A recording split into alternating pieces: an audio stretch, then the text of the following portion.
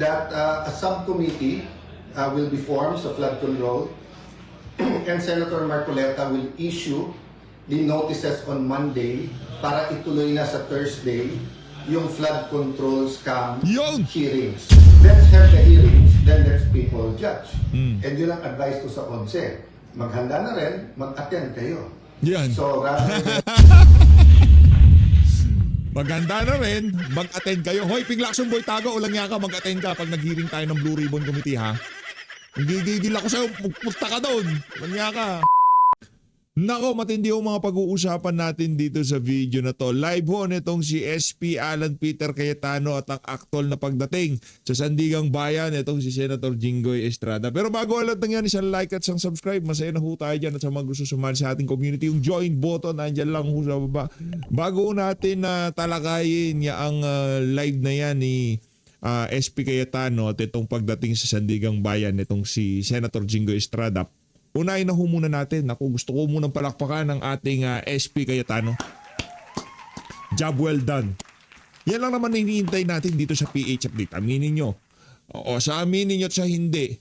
O, isa sa pinakaunang listahan kung bakit natin gustong maging SP etong si Cayetano dahil dyan sa Blue Ribbon na hearing. Dahil sa mga maanomalyang flood control project. Hindi dahil umaakit ito sa Malacanang. Hindi dahil nai-implicate siya ganito si ganyan. Hindi ho yun ang dahilan. Masagasaan na yung mga dapat wala tayong pakialam. Wala tayong pakialam dito. Masagasaan si Jinggoy, edi masagasaan. Masagasaan si ganito, edi masagasaan. Pero dapat, tuntunin natin ang ebidensya. Hindi pwedeng dahil papalapit ng SONA, kahit sino na lang, kung sino-sino na lang ang mapapakulong natin dyan sa issue na. Hindi pwede yan mga kababayan. Ito ang pinaka-latest na update kaugnay dyan sa napakalaking issue na yan na kung saan hindi makatakas-takas ang sambayanan.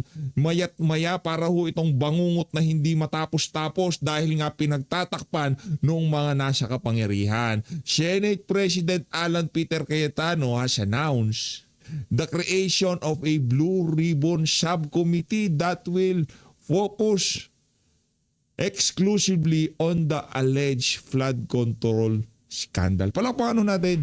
Napakalaking bagay niyan. At least, di ba, ito talaga, itong subcommittee na to, talagang, doon tayo. Wala tayong ibang pag-uusapan dyan. Gusto magsalita ni, merong nalalaman itong si Gob Chavit, tawag mo si Chavit. Gusto magsalita ng 18 Marine, patawag na. Diba? Gusto magsalita nitong si Zaldico, meron na daw apostle yung yung kanyang sworn affidavit. Ipatawag si Zaldi. Tuntunin natin ang ebidensya. Pag nagsinungaling 18 Marine, i-contempt yan. Pag nagsinungaling si Zaldico, anak ng toka, i-contempt din yan. May warat na pala, ipakulong yan. Pag nagsinungaling yung si Gob Chavit, ipakulong yan. I-contempt yan. Meron hong mekanismo sa Senado na kung saan yung mga magsisinungaling pwedeng panagutin. Hindi kagaya nitong si Pinglaxon na ayusin muna nila yung affidavit nila. The math is not adding up. The math is not matting. Ito, Billionaires Channel. Breaking, Senate President Alan Peter Cayetano has announced that creation of a Blue Ribbon Subcommittee that will focus exclusively on the alleged flood control scandal. Cayetano said the subcommittee will be chaired by Senator Rodante Marcoleta with its first hearing scheduled for June 4, 2026. Palakpikin. Kasi sinasabi ko, yan ang yan dapat ang mga pinag-uusapan natin dito sa PH Update. Yan. Pagka ganyan ang mga usapin, tayo ay ginaganahan. Gusto kasi nila, warrant dito, walkout dito. Mga siraulo sa ayaw at sa gusto nyo, mag-hearing tayo sa June 4. Mga walang yang kawatan na to, mag-walkout kayo hanggang gusto nyo. Pero hindi mababago ang liderato. 2 hearing lang kailangan. Buisit na yan. 2 hearing lang ho ang kailangan.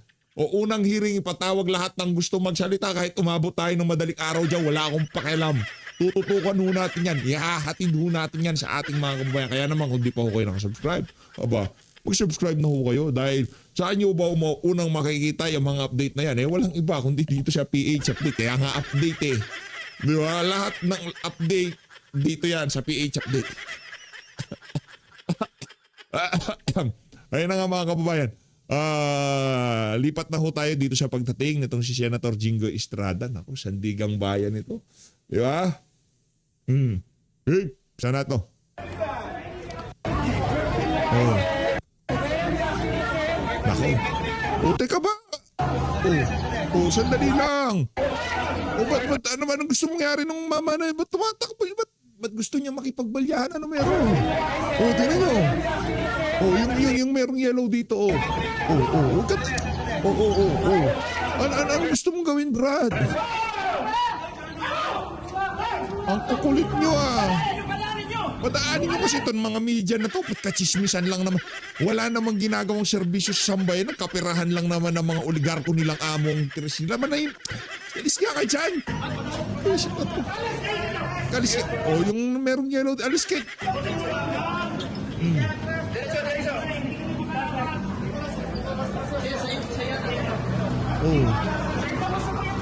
Sir, kamusta yung tuhod niyo, sir?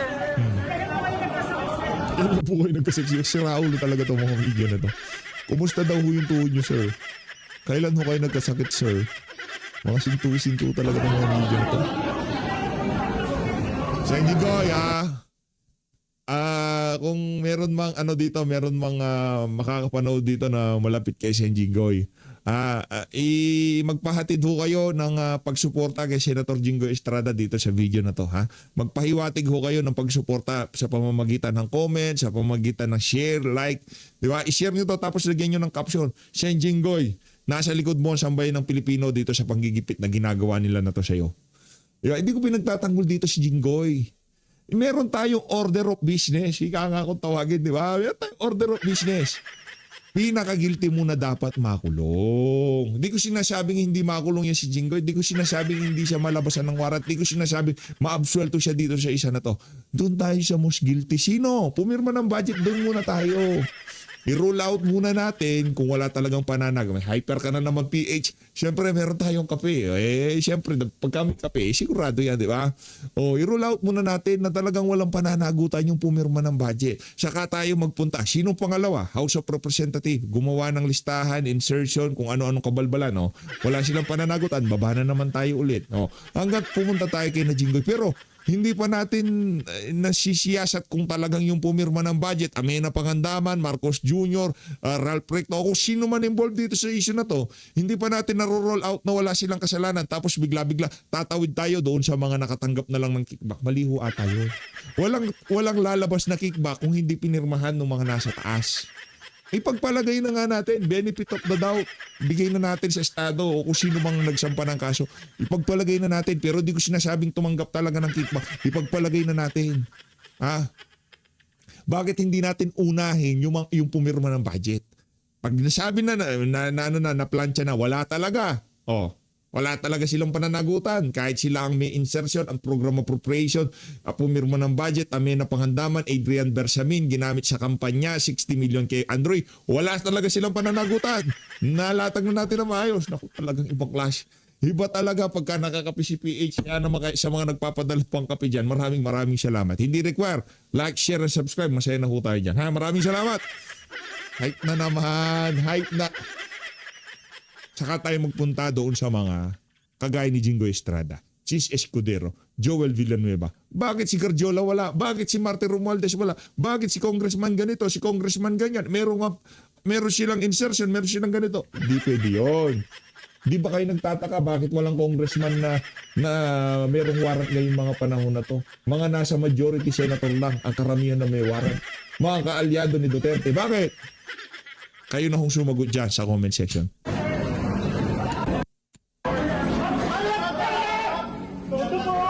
Mga walang yang to, nagpunta na nga sa Digang Bayan sa Jingoy. Sir, kamusta po kayo, sir? Ano reaction? Na-stress na si Sen Jingoy sa inyo. Tuloy natin yan. Siyempre, PH update yan eh. Siyempre, PH update yan. Siyempre, pagka dumaan siya sa isa, lalabas siya sa isa, dapat may kuha pa rin tayo. Di ba? Ang kukulit nyo, matitilok kayo, ha? Matitinok kayo ha. Sumusuko na nga yung tao, di na nga kailangan niya si Matibag eh. Bida-bida pa kayo. Yan yung Shen Jinggoy. Oo, huwag yung tabihan si Shen Jinggoy. Huwag ganun. Padaanin nyo kasi si Shen Jinggoy. O, rekta na ho tayo kay ang ating Senate President. Na kung saan dito tutuntunin natin ang ebidensya. Tutuntunin natin kung sino talaga ang may pakana sa mga maanumalyang flood control. Babaliktad ho kayo sigurado. Para sa mga military, mga men in uniform, panoorin nyo ho yung hearing ha. Para sa mga nagtatanggol dito sa mga siraulot, mga magnanakaw at mga adik sa Malacanang. Panoorin nyo ho yung subcommittee na yan. Para sa mga men in uniform natin, abangan nyo yung hearing ni Rodante Marcoleta. Tingnan ko kung masubo nyo pa yung kinakain yung kanin pagka mag-aalmusal kayo at maghahapunan para protektahan yung mga magnanakaw at adik sa Malacanang. Di ba? Sige lang, panoorin natin. Sabay-sabay. Sino ba nagsabing merong adik sa Malacanang? Si Amy Marcos. Di umano sabi ni Amy Marcos. Para sa mga nasa palengke, jeepney driver, nasa toda, nasa pedicab driver, panoorin ho natin, sabay-sabay. Yung mangyayaring hearing na yan, yung kay Sara Duterte, yung impeachment, walang kwenta yon. Puro hearsay. Puro kabalbalan ni Luis Troyo. Dito ho mga kababayan, trilyong piso. Hindi sa hinahype ko. Yung mangyayaring hearing. Ito ang sigurado ko dito. Maraming babaliktad. Maraming sikmura ang babaliktad. Maraming masusuka. Dahil yung mga pinagtatanggol nila, gusto ko nandun si Ping Lacson pagka mag-hearing. Gentleman from Cavite. Yan ano tayo. SP Cayetano, game. Balagbag. Balagbag to. I thank God for this. Hindi tayo pwedeng hindi bumalagbag, Sen Alan. Mga Facebook family, mga SP, kaibigan natin sa media, balagbagan natin to. lahat ng kababayan natin, hindi lang yung mga nasa Luzon, Visayas, Mindanao, mga kaibigan natin sa media, Ayos. Matik na ho yan. Pagka may kape si PH, talagang balagbag ho, balagbag. lahat ng kababayan natin, hindi lang yung mga nasa Luzon, Visayas, Mindanao, pati ang ating mga kababayan around the world, and of course, our prayers dun po sa mga kapatid natin, mga OFWs natin na nasa Middle East. Sa pagbati namin sa iyo ngayong hapon, ay napakabigat ng mga issues ang ating pag-uusapan dahil sa puso ng ating demokrasya. Yan. We have to ask ourselves, how important is democracy to ourselves? How important? In personal. So like me, Alan, how important is democracy to you? Tayo as a nation, how important is democracy to us? So let me start with the biblical principle na nagsasabing, when the righteous rule, the people rejoice. When the wicked rule, people groan. So iba-iba pong word ang ginagamit yan, depende sa version. Yan po ay Proverbs 29:2. Pero obvious naman po siya, di ba? Whether yan ay negosyo, yan ay PTA, yan ay JODA, TODA, yan po ay Congress, yan po Republic of the Philippines, yan po ay EU, yan po ay UN. When the righteous rule, people rejoice. Because pag tama ang pinaglalaban o tinanim, maganda pong aanihin. Pero when the wicked rule, of course, malungkot ang mga tao kasi may consequence at may consequences ang paggagawa ng masama. So why am I saying this is about our democracy? Well, good governance kasi is about doing the right thing. And because men and women have their weaknesses, na-develop po yung presidential form of government at yung tinatawag na check and balance. Ibig sabihin, interdependent ang executive, ang judiciary, ang legislature, in our case, dalawang houses po to, House of Representatives and the Senate. But napaka-importante na independent ang legislative, ang judiciary from the executive. Kasi kung hindi, dictatorship yon.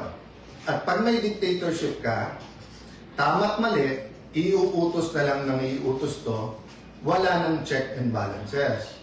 So, paulit-ulit sinasabing magulo ang Senate. Hindi po. In this administration from 2022, it's the first time po na nagkaroon ng majority at Senate President. Hindi lang po Senate President, yung majority na wala pong kamay ang Malacanang sa pagpili ng SP at ng mga komite. So, ibig sabihin po, I can dare say this is the first fully independent majority. Kaya, whether you talk about the 11, yung 11, or you talk about supporters nila, or you talk about some elements in the national government, like the NBI for example, sila po ang nanggugulo because hindi sila komportable na independent ang Senado. Yun. So when we talk about check and balances, may consequences po to. So for example po, bilang check sa executive, meron pong impeachment process. So hindi pa ho kami nakakaupo or bagong upo pa lang. Sinabi na po sa amin, you want to do it again for 997? Okay. So, sorry guys, I'm just asking kung okay naman yung sound. Okay, sir. Okay pa sa clear. Because we're just using a cell phone and Clear pa sa okay. taking this opportunity to speak to all of you directly. No? So, nandun ako sa impeachment, di ba? Ang dami po, may mga bishops, may mga business groups, may mga schools. Naglabas po lahat ng mga statement na kailangan independent, kailangan impartial yung impeachment. Sabi, etong bagong majority will do many things, will manipulate, will have machinations, whatever, para itigil yung impeachment. Pero nakita niyo po, napakaayos, walang naging problema. So, yun po ang sasabihin ko sa inyo. Impartial, ibig sabihin po, base sa ebidensya, tamang proseso. Ang problema po kasi sa ibang statement, na sa utak nila ay ang impartial convict na. O, ganun din sa kabila. Yung sinasabing impartial ay acquit na. Wala pa nga home trial eh. So, hintayin natin ang trial at bantayan natin araw-araw. Pero nasaan po ang sense of truth? Doon po sa mga nag-issue ng statement na ngayon nakikita nilang tama ang pamamalakad at maganda at hindi issue po. Maganda po ang takbo tungo doon sa impeachment. Maganda ang schedule. Wala hong nag-statement na mali pala yung una nilang statement. Okay lang po yun. That's your right. Ang sinasabi ko lang po kung anong itatanim nyo, lalo po yung mga namumuno ng mga eskwelahan, binabantayan kayo, gagayahin kayo ng mga bata. Mel Santa Maria. O, si Melman Santa Maria. Baka namalitahan. Baka, hindi sinasabing namalitahan, ha? Dalawang magkaibang bagay huyo. So dapat, pag tayo gumawa ng statement with integrity, with truth. Wala naman Ganun din integrity po, si Mel Santa Maria. yung events na Nakwenta nangyari ang gado. po noong Tuesday. Let me clarify ha. Hindi pa namin pinagbobotohan yung amendment sa rule na papayag po sa teleconferencing or online na pagboboto. Wala pa ho kami doon. Ang pinagbobotohan pa lang ho, whether or not pag-uusapan ito. So again, to the heart of democracy, is there anything wrong with talking about changing the rules? We're not proposing murder. We're not proposing abortion na mga per se mali na dapat hindi pag-usapan kasi ayon sa konstitusyon natin mali. Ang pinag-uusapan po natin kung sa mga panahon na ngayon, given the threat sa Senate, given the different attacks on the Senate, given the different attacks on individual members of the Senate, yung experience po namin nung minority pa kami kung paano pigilan na magbuo ng majority. Yung mga threats na tanggap namin. I'll go to that later. And in the next few days, option po ng ibang mga senador yun maglabas ng ebidensya sa mga pananakot na ginawa para hindi namin mabuo yung independent na Senado. What's my point po? Yung paulit-ulit po na sinabi ni Senator Kiko Pangilinan, paulit-ulit po na sinabi ni Senator Risa Tiberos, paulit-ulit po na sinabi ni Senator Lacson. At lalong-lalo na po na sinabi ni Senator Erwin Tulfo. Hindi lang po sa sessionola, sa media, at hindi lang Tuesday, even the days after. They kept on saying, bakit walang debate? Bakit hindi nila pwedeng pag-usapan yung side nila? Sinungaling Wala yun. pa nga ho tayo dun eh. Kung nakinig lang sila, kung sila po ay tinigil nila yung drama, even after the session, and instead tried to listen to each other, the motion was to take up the amendment. Ibig sabihin, is was sponsor pa to, and then ang bawat isa ay pwede magtanong, pwede pa nga mag-amend eh, kung tingin nilang mali. So I won't dwell on that, but just to say that the starting point has to be the truth. And ang problema, if you're on their side, dun sa 11, na 11 po kayo, kasi po sinasabi nila, wala silang chance na magtanong, magpaliwanag. Wala pa nga ho dun eh. Wala pa Meron dun. chance. So sabi nila, tyranny of the majority. Hindi po. Tyranny Tulfo to. Tyranny Tira ni Tulfo. Lacson. Tira ni Tulfo. Tira ni Lacson. Tira ni Tulfo. Tira ni Lacson. Palakpakan natin. Galing. Galing talaga nito. Tira ni Tulfo. Tira ni Lacson yun. Oh. Tyranny Pangilinan. Tira ni Pangilinan. Tyranny Ontiveros. Oh. Kasi palakasan ng boses, imbis na we listen to one another. Yun, style niya na yun. Style ni... pangalan nun? Tira ni Kiko Senator Pangilinan. Lacson. Kiko ni Pangilinan. I respect, he stood up and says he disagrees with the rule. So yung debate is whether or not we can take up the amendment. Hindi pa natin pinag-usapan yung amendment.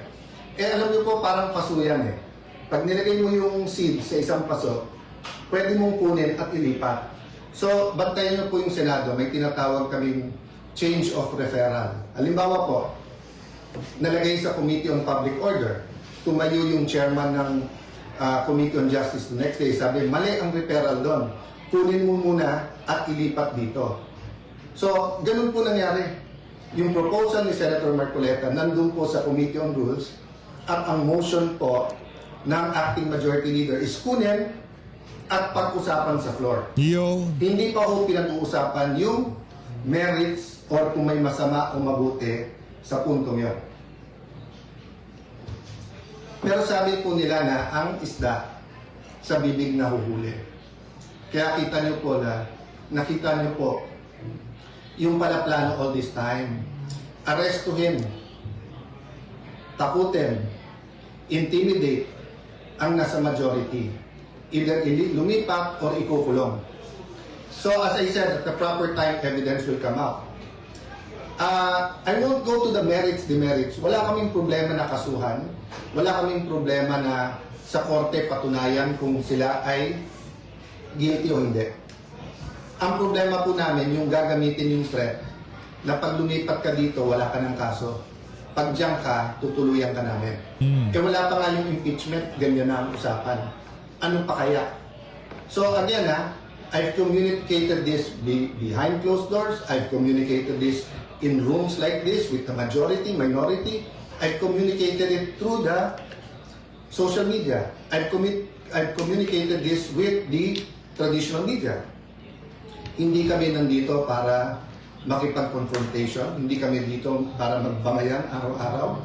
Inayos namin yung impeachment. Kasabay ng impeachment po, inayos namin na may legislative calendar pa rin. Meron pa rin hong pag-aayos. Bakit po?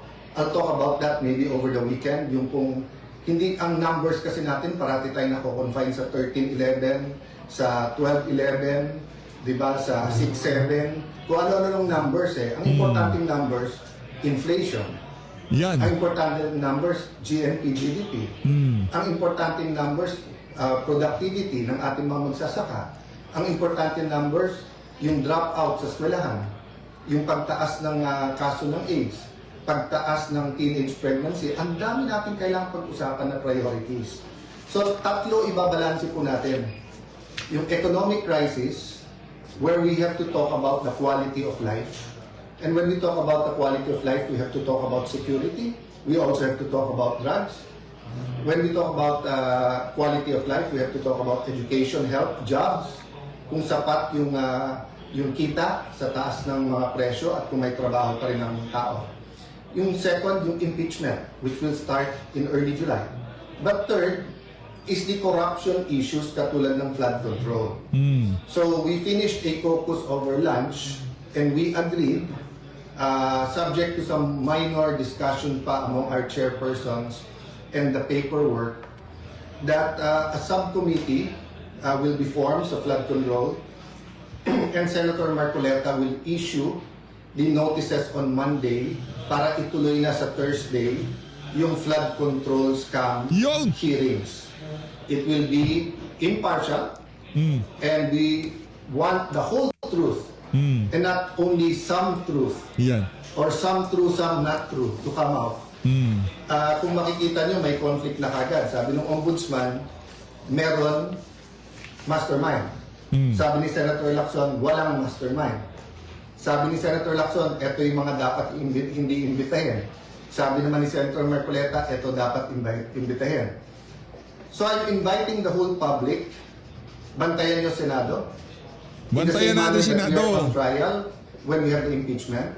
We also have to hold everyone accountable pagdating dito sa flood control. Which goes to my second point. The Committee on Public Order, dun po na-assign yung May 11 events that for us led to the May 13. And ngayon, kung sino-sino nag-iimbestiga, sabay-sabay po ngayon nag-iimbestiga, nagsistatement sa Senate. DOJ, NBI, CIDG, may PNP, may CIDG, hiwalay pa sa spokesperson ng PNP, meron pang so Ombudsman, NBI, DOJ, PNP, CIDG, DILG. Agad-agad pumayag kami sa joint with the DILG at PNP, but at one point, sila na lang. Kami ang tahimik para independent. Pero kung ano na narinig kong statement, katulad nung sa CIDG na imbestigahan daw si Robin at kami dun sa pagtakas ni Senator Bato. Mismong boss nyo na mismong DILG at PNP nagsabi na May 13, wala pa kayong hawak na warrant at pending pa sa Supreme Court kung pwede nga i-serve yung warrant. So paano naging pagtakas yon at paano naging krimen na tulungan siyang makalabas? Yan. So kung iimbestigahan nyo ang buong Senate at majority, kailangan yung imbestigahan ng Chief PNP at SILG. Kasi sila mismo nagsabi, wala namang warrant na isa-serve. So, you know, it's getting crazy. Paulit-ulit na lang. It's getting bangag, hindi crazy mga mga addict kasi. SP Cayetano, it's getting bangag. Kayo na magulo ang Senado. Hindi po ginugulo nyo. Ginugulo. Let me backtrack ha. Nung natanggal po last year si Senator Cheese Escudero, lumabas yung anyone but cheese. Anyone but cheese. O, pumayag na si kanina, Senator Loren. Nung February po, iupo po namin si Senator Loren. Doon nagsimula yung mga pressure at doon po nag-impulsa na narinig namin na kasama sa deal yung mga kaso. O, sinabi anyone but Loren. O, pag upo ko naman, anyone but Cayetano. To be fair, hindi ko narinig sa Malacanang yan. Narinig ko sa mga kasama natin sa 11. And so far, Mahilig since mang May 11 yung 11 mga yan now, what have we done but try to talk about the bigger picture? To talk Ngayon, pagka naniniwala kayo kay Tuta Soto, kay Ping Lacson Boytago, na-on-si ho kayo. Totoo yun. Na-on-si kayo. Hindi lang kayo nagpabudol noong 2022 eleksyon. Ngayong mga panahon na to, ino-on-si kayo, harapan, hindi nyo pa alam. talk about crisis, to talk about values, to talk about God in government, to talk about unity. Bakit kayo takot na yung majority na to ay gawin namin ang aming trabaho? Wala naman kami tinatarget Hindi katulad nung inyong dating majority na talagang tinarget ang Senado para pababain yung rating. Again po wala dapat pagtakpan. Wala dapat po from the President, the Vice President, Senators. Wala ha. Kahit tayo dito sa PHF, wala tayong pakialam. Kahit masagasaan pa yan si Joel Villanueva, Jingoy Estrada, Cheese Escudero. Pero dapat, doon tayo siya, tuntunin natin yung ebidensya. Kung masagasaan sila, walang problema. Managot ang dapat managot. Kaya Yung problema dito kay Ping Lacson Boy Tago, pag nababaling na sa Malacanang, tinitigil lang investigasyon. Anong klaseng kalokohan yun? mag-repent na yung mga dapat mag-repent. Pero sobra po naman ata na lahat na ng sisi binibintang sa ilang tao o ilang partido lang. Bakit po ba?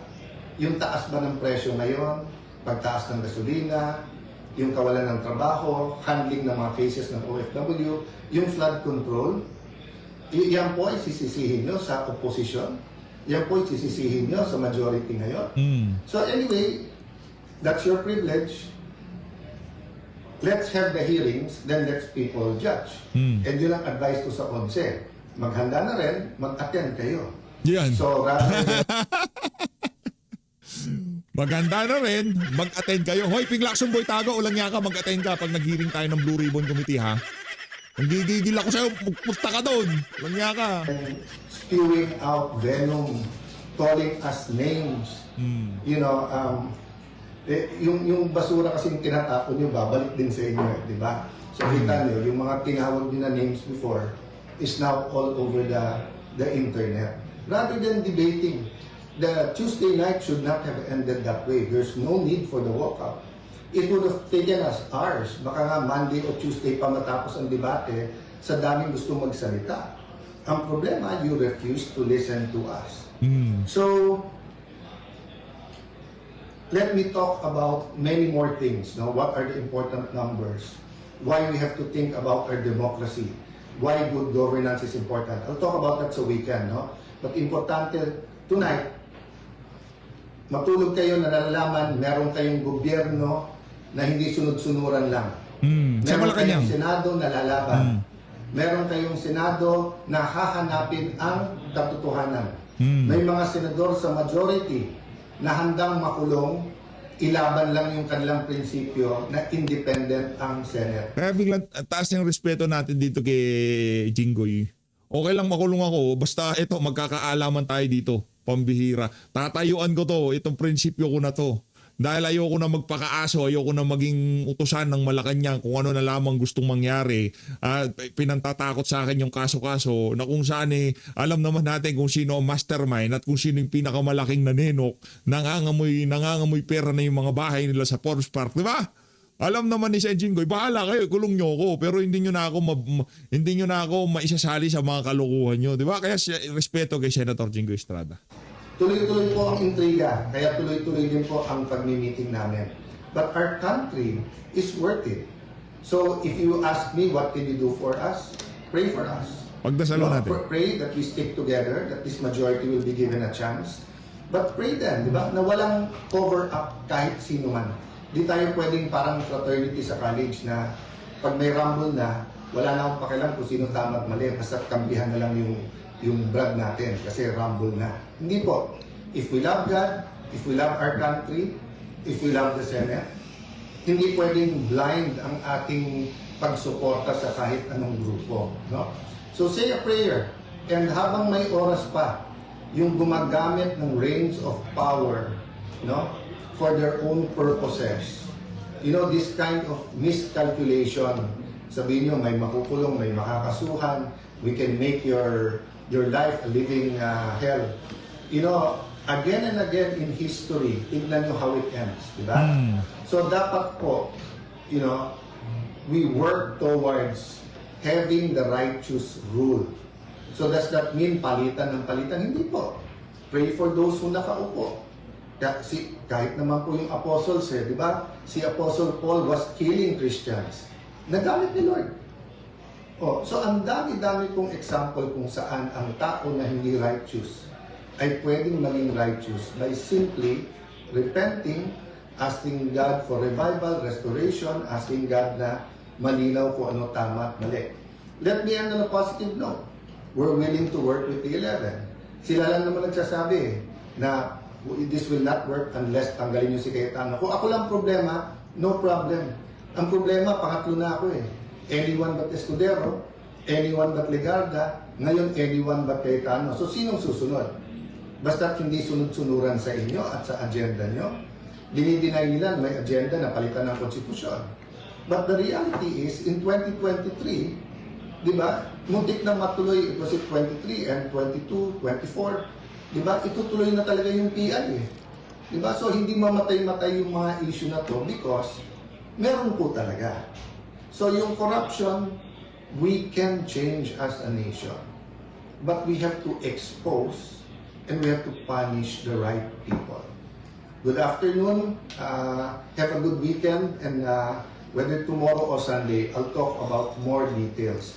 Again, pray for the Maraming salamat, SP Cayetano. As always, maraming salamat to sa pag-support sa PH Update. Mag-ingat po kayo lahat. Wala na ho tayong segue dito. Wala na ho tayong mga punto de vista dito dahil gusto ko nang mapanood nyo na itong video na to ni Senate President Alan Peter Cayetano. Maraming salamat mga kababayan. Palnadang Pilipinas.